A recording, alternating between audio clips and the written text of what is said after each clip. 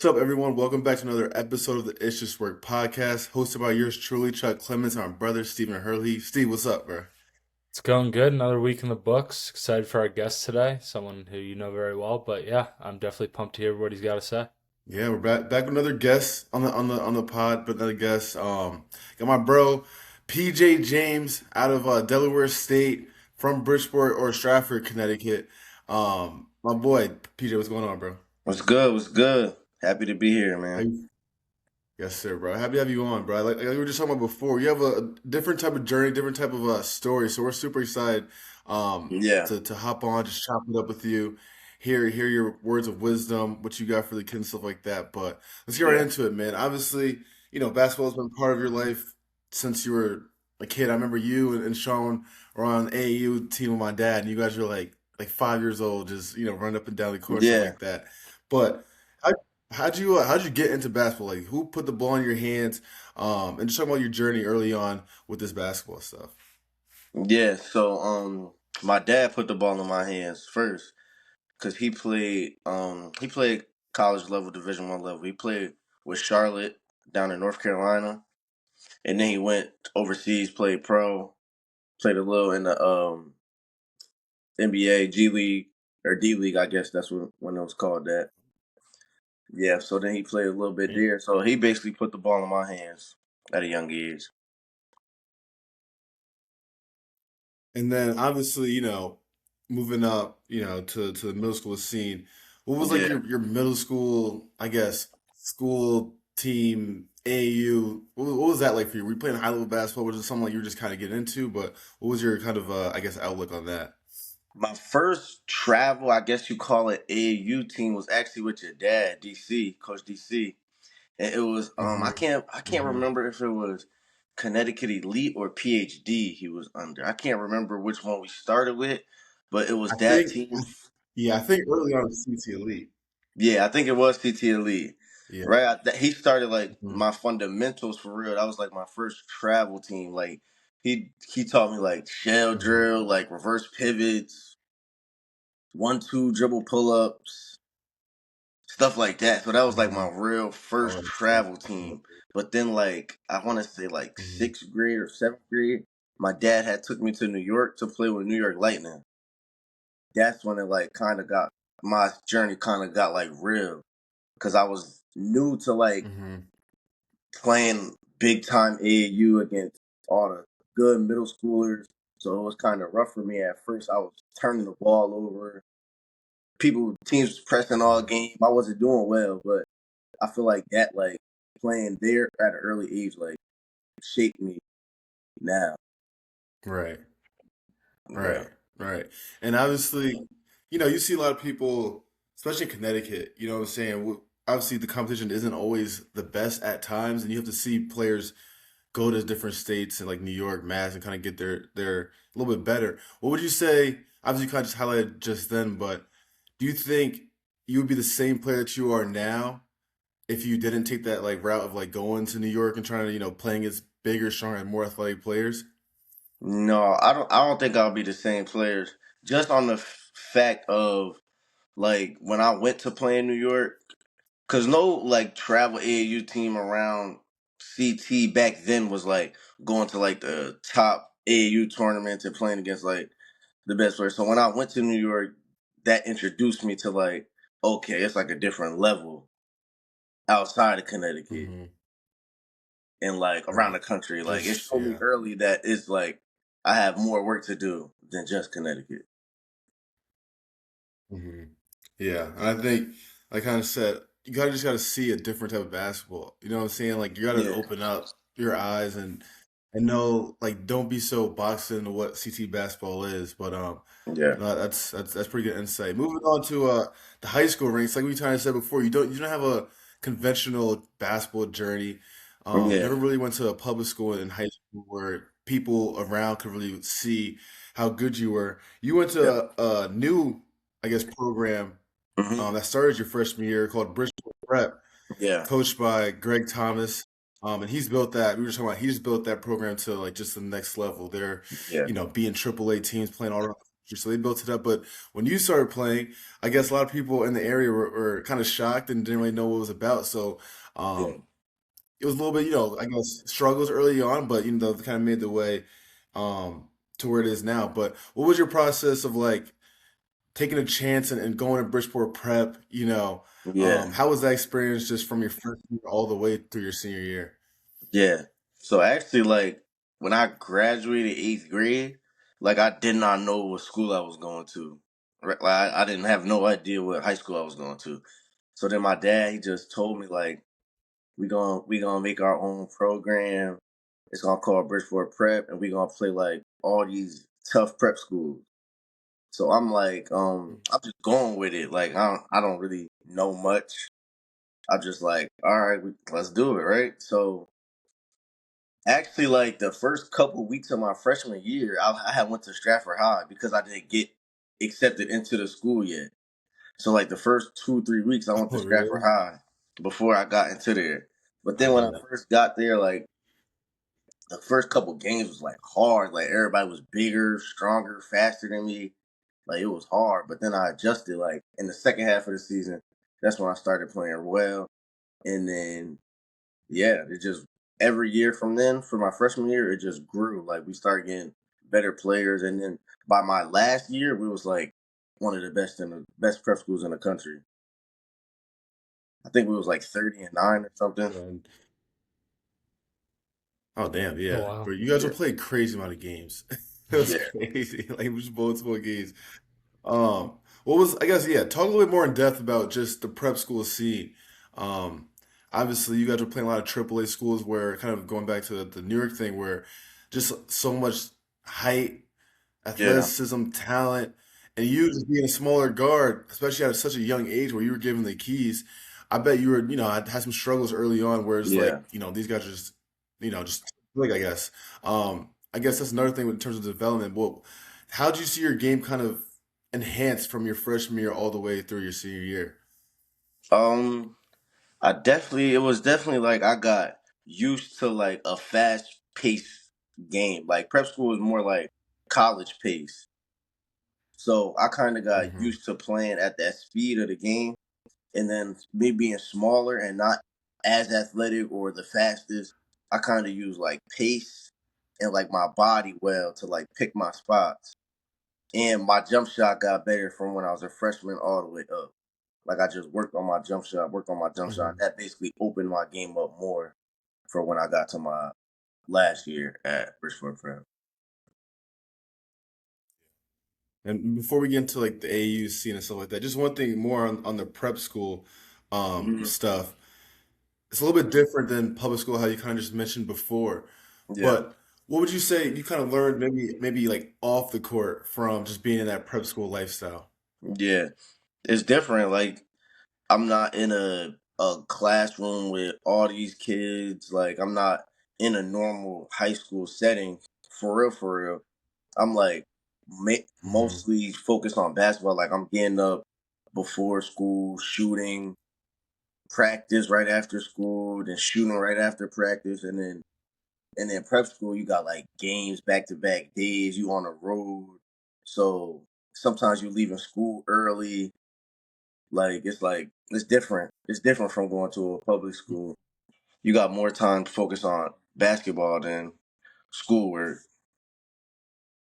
Right. Yeah, so kind of shifting things towards AAU in high school for you. So obviously you Yeah, played for We Are One, and for the viewers that aren't familiar with that, that at the time I think was an Under Armour based team. I know Eric mhm, Dixon, Trayvon Duval used to play for them. I always used to watch them, and just yeah, talk about that experience a little bit and how that helped you grow as a player. yeah.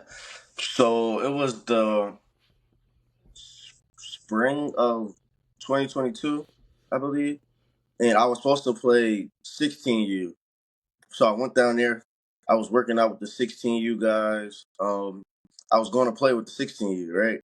So then I think something happened. Like they ended up cutting me from the 16U team for We Are One. They ended up cutting me. So then the 17U coach was like, "Hey, I'll use you. Like you could be like point guard, backup point guard, and we'll see where it go." Right. So I was like, "All right, cool." So then the first Under Armour session, right? We playing in Indianapolis, I think. It's my first time playing in front of like a crazy amount of coaches. My first time for real. So I get in the game. I'm a little nervous, but I start killing. Like the first session, like the first 4 games, I start killing. Like I played great.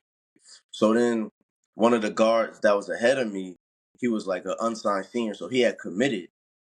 So then the next session, it was me starting, and it was me, El Marco, that's at Kansas, who's a McDonald American, Thomas Hoff, who at Florida right now, and a lot of other dudes, a lot of other like very good dudes, very talented dudes. So I feel like playing with them in the AAU circuit, also playing high level with Bridgeport Prep, it like brought me to another level and brought me in front of the college coaches that I needed to be seen. So that whole spring and summer was like a great experience for me because I was playing up and I still was holding my own and still getting the recognition that I needed.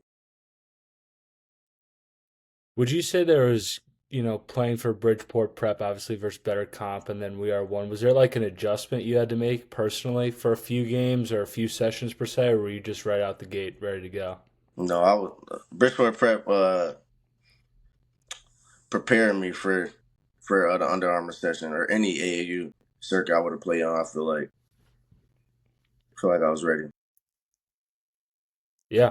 And then shifting gears, obviously, going through high school, the ultimate goal is to play at the next level. Talk us Yeah, through maybe your recruiting process. And Chuck was telling me that, Delaware State kind of popped up late in the game there with the yeah, offer. So, and then maybe what hmm ultimately led you to choose Delaware State. yeah. Yeah. So when I was playing AAU with We Are One, that first year I had after AAU, I think I had one offer, my first offer from University of Albany, and then that whole Okay. next AAU season, I mean the next high school season, I was like, it was a whole bunch of coaches contacting me, and then the next AAU season, I got offered by American University, and then Stetson, right?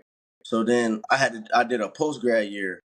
So I played that next high school season, but I wasn't committed anywhere. I tried to commit to American, but they already had another guard.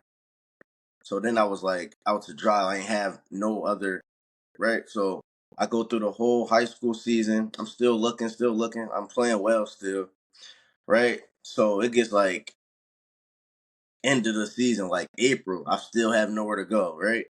So I was gonna go JUCO in Kansas, Dodge City. That's the JUCO I was gonna go to. And then Yep. Yeah, I remember that school. Yep. yeah.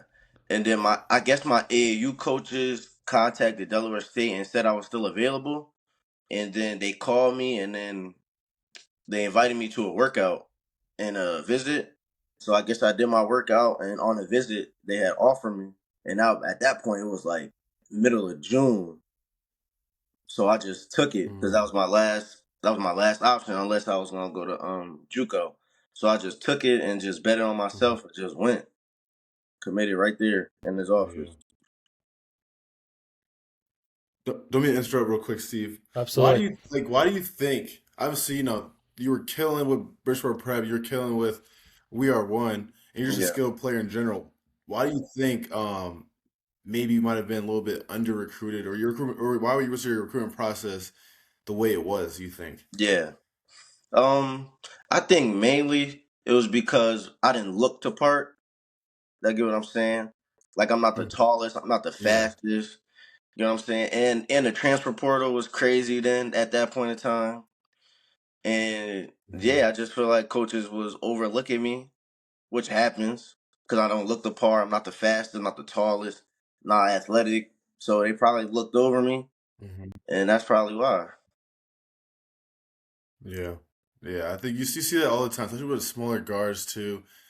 You guys just have it the hardest, whether it's with the recruitment process, whether it's getting playing time, whether it's just like Yeah, recognition from, I guess the award system and stuff like that. Like, you yeah, guys get overlooked just so early. You guys don't, me too, right? I guess I'm a smaller guy myself, but I guess we get overlooked just so much. It's like you got to do that Yeah, extra stuff just to yeah, even be seen, you know what I'm saying? So, smaller guards, they have it tough, you know what I'm saying? But, yeah, yeah, for sure. it's possible. You can always make it happen. Like, well, we've seen it just around so many other smaller guards too. So that's Yeah. interesting.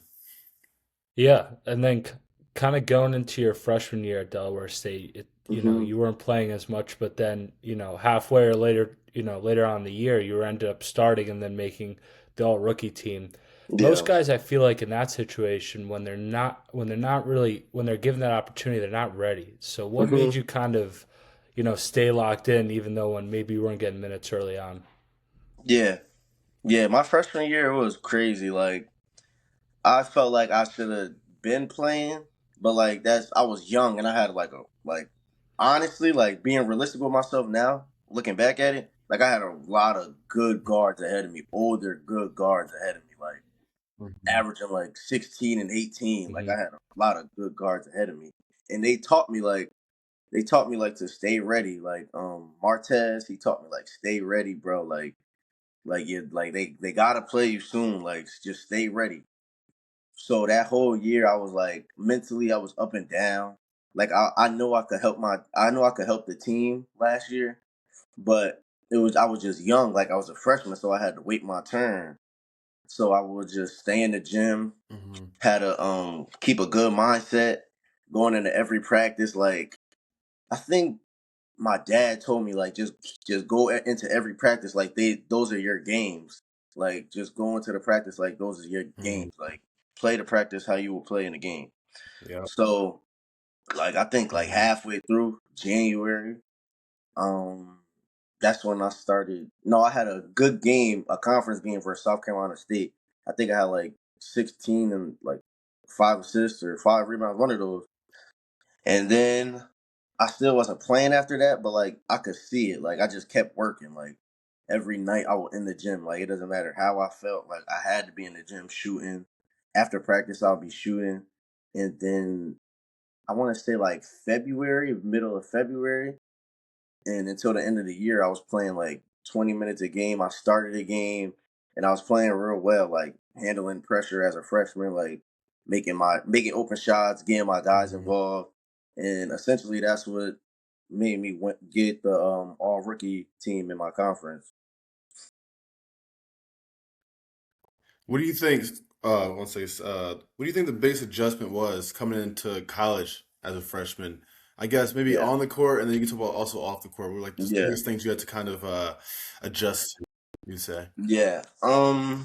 I feel like the biggest the biggest thing on the court was that knowing you have to wait your turn. Like you're not just gonna come in as a freshman and have this big ego like, oh, I did this when I was in high school, or I should be playing because I Mhm. played on this AAU circuit or I played for this AAU team. I had this amount of offers or I was ranked this high. Like you have to come in like being humble, but knowing like you're still good. Like you have to lower your ego a little bit because college will humble you Mhm. because they got older guys now, Right.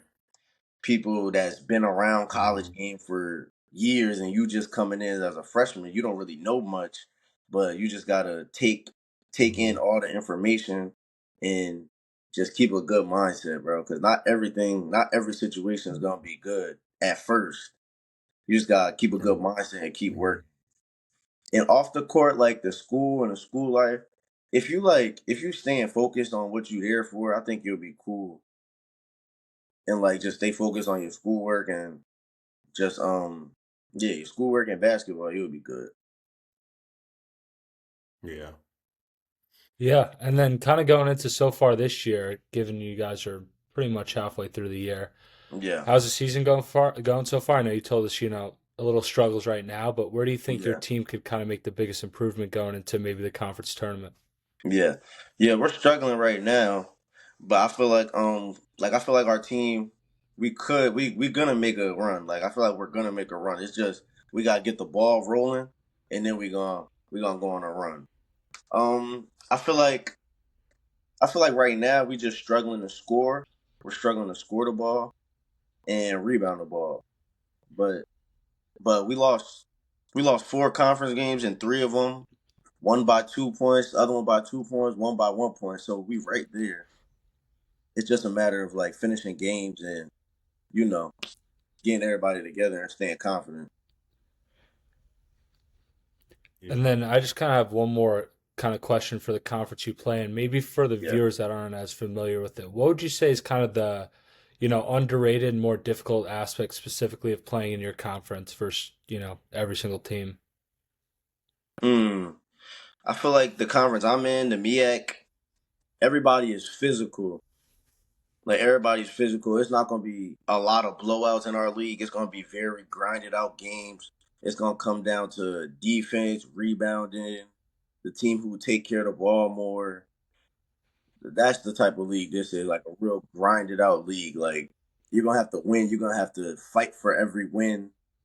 And if you don't fight, you will lose. Like you will lose. So I think that's what type of league this is. Hmm. And I think me and Steve, you asked somebody about this, but I guess can you highlight some players in your league that either maybe this year or last year that whenever you matched up versus them, you're like, all right, it might be a tough night versus them, whether it's a guard, wing, whatever it is. But anybody that you Um, kind of have respect for throughout the conference. I'm gonna highlight the players on my team that from last year. Martez Hmm. Robinson Hmm. and Robert Smith, man, and Kasim Watson. Those dudes was like crazy. Okay. Like they averaged 18, 16, and 15. And like any team we played in our conference, they scored exactly that. Like they was killing. Hmm. Yeah. Were they all guards, or those? You said those were the guards that played in Yeah, front of you yeah. early on, It right? was two guards and one Yeah. like forward wing. He was like a wing. Okay. Okay. Yeah, Okay. Okay. Okay. That's a safe answer right there. You don't want to give anybody too much yeah, respect moving forward. You still in the season, but um, let's talk about just from the smaller guard standpoint. Obviously, you've made it work yeah. very well, but what are some? I guess we could talk about skill aspects and then I guess non-skill aspects when it comes to hmm basketball. But what are some I guess skill aspects of being a small guard that you think every small guard kind of needs, whether it's like shooting, whether it's, Yeah, making teammates better with the pass, playing with, like, what are some, like, I guess, skill aspects that you think, like, every small guard needs to be successful? yeah. For one, like if you're a small guard, you have to be able to shoot the three, like at a high clip. Like you have to be able to shoot. Mhm. Like that's the biggest thing. Like you have to be able to shoot. If you small, but you could do Mhm. everything else but shoot, it's gonna be really hard to separate you from the 6'4" guards or the 6'6" guys, 6'5", 6'6" guards. It's gonna be very hard to separate. Um, Mhm. you also gonna have to play defense. Got to be a pest. Got to get steals. You have to run your team. You have to be an extension of your coach on the floor and at practice. You have to run your team. You have to know how to talk to your guys. And then you have to set the table. You can't turn the ball over. You have to get very few turnovers. Yeah. You got to do basically everything perfect. Gotta be perfect. Basically, Yeah, got it to do everything. doesn't sound too easy. Yeah. Yeah, you got to do everything You perfect. gotta really, like, Basically. and I tell, that's what it is, what it is. And I tell, like, these smaller guards in high school, sometimes they have all the skill, but then kind of what you Yeah. mentioned just now, like being an extension of your coach. That means Yeah. being a leader, having a voice, playing hmm 94 feet of defense. Like you don't have the luxury of being kind of, you said, a 6'5" guard where, you Yeah. can kind of lack on the shooting ability because you could just make that up with your length and, ability to Yeah. get to the rim and stuff like that. So as a smaller guard, I think it's so important that you just do everything at such a high level because how we mentioned before, you're going to get overlooked. So it's easy to be like, all right, PJ's not talking like how he should. Let's get somebody hmm else in because you're going to get, Exactly. just put like that side like that. So I think Exactly. it's good for hear that from you too because you're making it work. And was that something that you always, I guess, kind of had in terms of like being a No. leader and stuff like that? Have you always had that even at a young age, or like how did you have to grow into that? And then kind of, if you did, how did you do that? How were you able to get out your comfort zone? Yeah. No, I didn't always have that. I was always like quiet. I was always like a quiet kid, like just like to joke Right. around, just like to joke around. But when I got older, like I think it was like my junior year of high school, like Coach Greg told me like I have to be more of a leader. Like he always said that, but I didn't really know what he meant. But that year, like he actually like pulled me to his office and sat me down. He was like you have to be a leader. Like you have to lead your guys. So that's my junior year is when I like started like being more vocal and like encouraging guys, make sure they know what I mean when I say things, like everything. Like that's when I started being a leader, and it transferred to college. Now, like I feel like I was a good leader last year as a freshman. So this year I'm like this year is harder. It's harder to be a leader vocally as I should be, but I'm still working on it. I'm still working on being. Yeah. Why do you think it's harder this year than last year? Yeah, I feel like last year my team was like we had older guys. So I didn't have to be like an all out leader, but I could be a leader like in my own bubble. You feel me? This year, like I was there last year, I made all rookie. So now I'm have to be like the main voice this year. You get what I'm saying? Right. Yeah. Yeah. Yeah. I mean, I think that just comes with, like you said, having the year last year, even this year, coming in and being like a preseason all I guess tournament team, whatever they call it, but that Yeah. just adds, a little bit extra on your plate. How do you think you're kind of doing with that, I guess, with a little bit of added pressure? You have more buzz to Yeah. your name now coming in. How do you think so far you're handling that aspect of what you kind of came into the season with? Yeah. I think at the beginning of the season, I was struggling with like being that main leader, like the first couple games, and then I like my coach. He talked to me all as well. He was like, "Yo, I need you to be more of a leader. Like I need you to lead your guys." So then I picked it up, and then I feel like I'm getting better. Like every day in practice, every game, I'm getting a little bit better at encouraging my guys, not bringing them down. Just leading them, just being an example in the way I play, like in my actions and my words. Right. Right. Yeah. That's actually the key part of it, of being a leader is, yeah, you could say like whatever. You could say a great thing, boom, but if you're not putting the actions behind it, you can't Exactly. lead because you're the people that are looking up to you. If you're not Yeah. doing what you're saying, it's I can't trust you like that. So that's a great Yeah. point that you bring up. Obviously something that you're, I guess, known for. We've been at the gym plenty of times. You're always in the gym with your dad. Yeah. Talk about the importance of just all the work that you put in, whether it's the early mornings, late nights, after practice, before practice. Yeah. Talk about the importance of putting in work, really being consistent, and how far that can take someone's game. Yeah.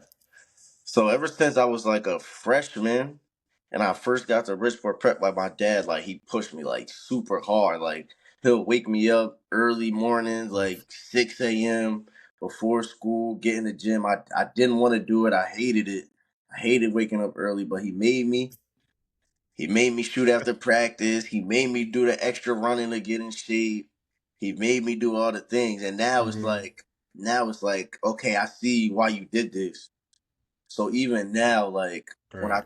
when I go back home from break, I'm still in the gym, same regiment, same thing. He always there, rebounding, telling me things I need to work on, Hmm. telling me my spots I need to pick better when I'm in a game, just telling me what I do right or wrong in the gym. So we fix it, stay there for hours, like just shooting, just me and him, just shooting, Hmm. talking, just working like super hard, like all the time. So I'm very grateful for him. Very grateful for him, and my mom too, because she never let me miss a workout. If she knew I had to be there, Hmm. she always made sure I was there, even if I didn't want to go. They both pushed me. That's why I'm so grateful for Hmm. them.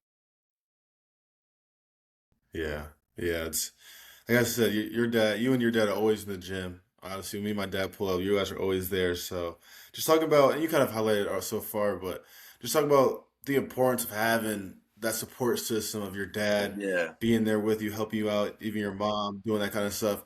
Like, yeah, I guess talk about the importance of it. how much it kind of means to you that they kind of helped you along this way because it takes a village. So Yeah. Like I'm so appreciative of my parents. Like they pushed me from when I was young. When I said like this is what I wanted to do, they never lacked on me. They always pushed me. They told me the things I nobody else would tell me. Like they told me the things I needed to hear. They didn't care how I felt. Yeah, I'm just very appreciative.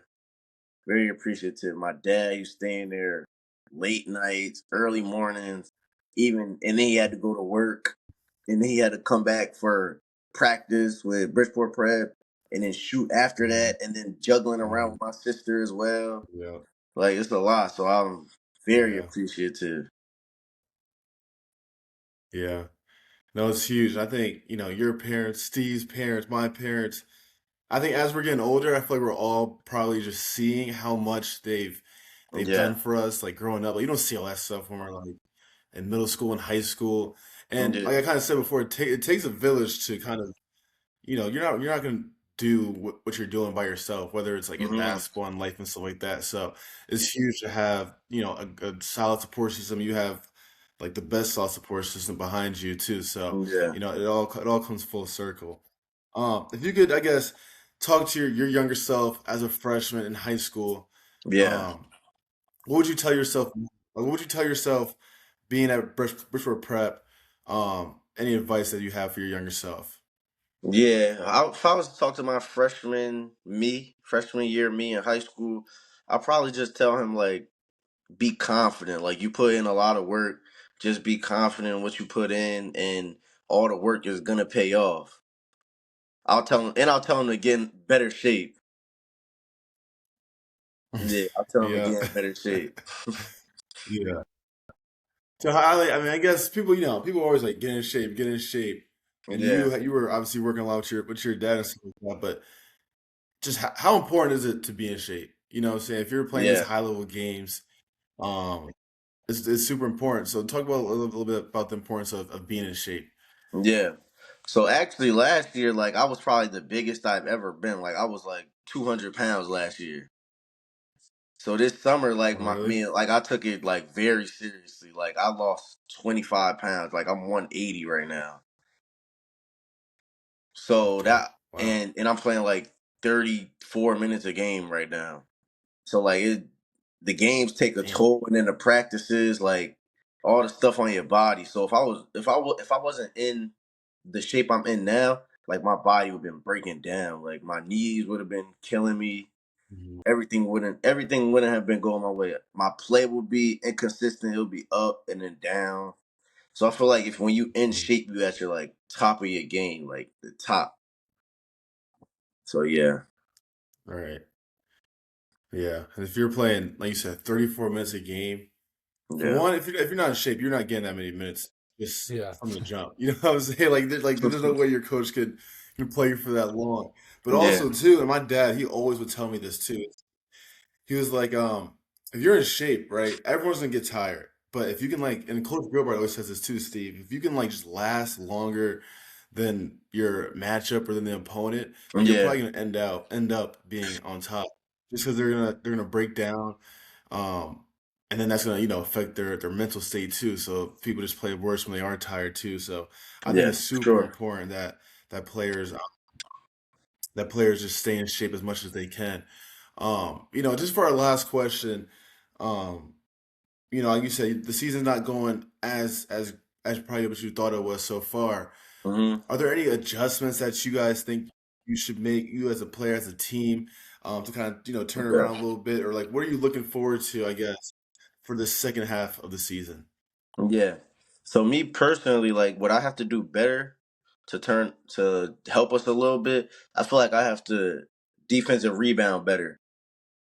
I know that's like very specific, but like the long rebounds, like I have to get those, the long rebounds, Hmm. the loose balls. Like even though I be tired because I played 34 minutes, I have to like fight and just get those. Like I have to get the extra possessions for my team when we need them. Because I feel like Hmm. the close games that we lost early in conference, like that's what they was that's what like changed the winning from us winning. Those long rebounds, those extra Right. possessions. Yeah. Right. Me personally, but as a team, I just Yeah. feel like we have to Yeah. No. continue. As a team, I feel like we just gotta continue to like be confident in what we do. Like we know we're nice. We just gotta believe it and just don't lose confidence, bro. I think that's what we gotta do. Yeah. Yeah. And I guess my team's in a similar boat. I'm coaching at St. Luke's now, actually, PJ. I don't know if you do that with Cam, but Okay. we're in a similar boat too, where it's like, yeah, where it's like we're right there. We lost like 6 or 8 games that we've lost. All been 5 points and Mm-hmm. less. And I Yeah. think just those extra possessions of the other team getting offense rebound, those extra Yeah. possessions they matter when you're in these close games too. So that's a great Exactly. point. But Exactly. nah, man, this is great. This is great. I think, like you said before, even hopping on the episode, but Yeah. how your story and your journey is a bit different. I think a lot of people need to hear it because you didn't go through the conventional, regular, I guess, high school stories. Not many people really knew about your story, so I thought it was great. I Mm-hmm. think, from your perspective, a big smaller guard, a lot of people need to hear that. So we appreciate you hopping on, man. This is Yeah. awesome, bro. Sure. Thank you for having me. Thank you. Thank you. Yeah, yeah. Well, make sure you guys like, comment, subscribe. We'll be back again with another episode next week. Appreciate it.